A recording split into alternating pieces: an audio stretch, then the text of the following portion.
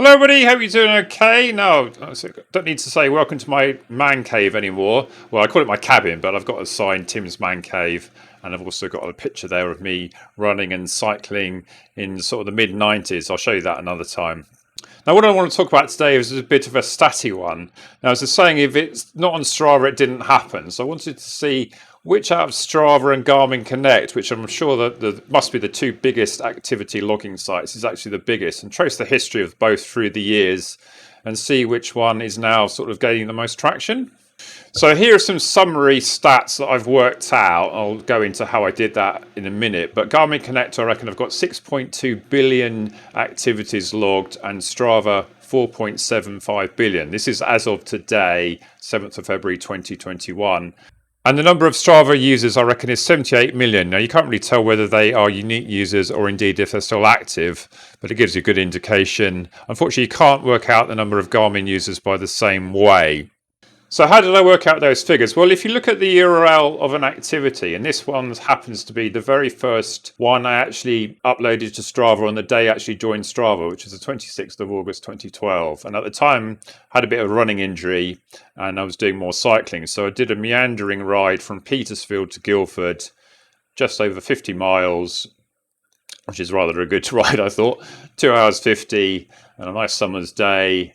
You can see in the URL here, that's 19,845,231.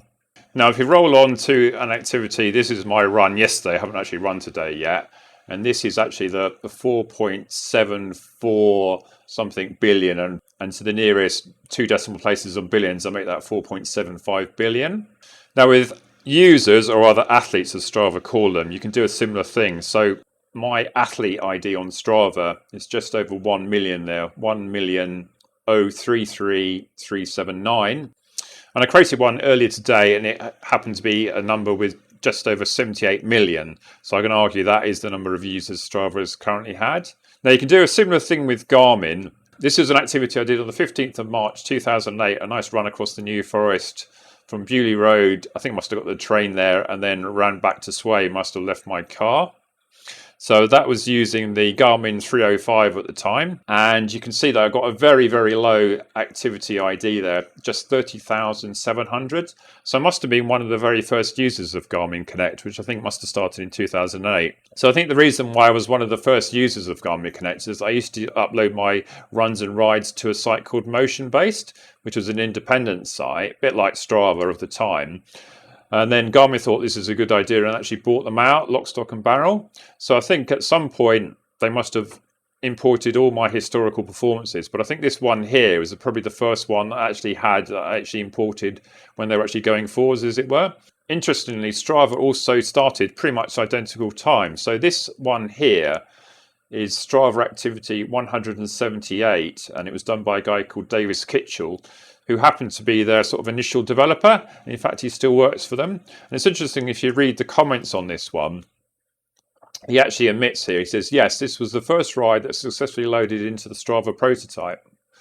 So what we can see here is that both Strava and Garmin Connect started in 2008. So what I've done is I've seen what the activity ID was of activities every 6 months, starting in 2008 to the present day. And I've plotted them on this graph. So the blue line here is the Garmin Connect one, and the orange line is Strava. So you can see for the first few years that neither site got much traction at all. And even by 2012, when I joined Strava, it has barely got off the bottom of the line here. And as you can see, after that, it started to gain traction, and the number of activities is sort of going up and up and up. So Garmin sort of took an early lead, as it were, but if you actually look closely now, the gap between the two of them is now pretty much the same. So to illustrate that in more detail, what I've done is I've calculated the number of activities from both Strava and Garmin Connect in each 6-month block and plotted them on this line. So again, initially, the number of activities being loaded into Garmin on a 6-month basis was somewhat higher than Strava, but you can see over time that the gap hasn't really increased.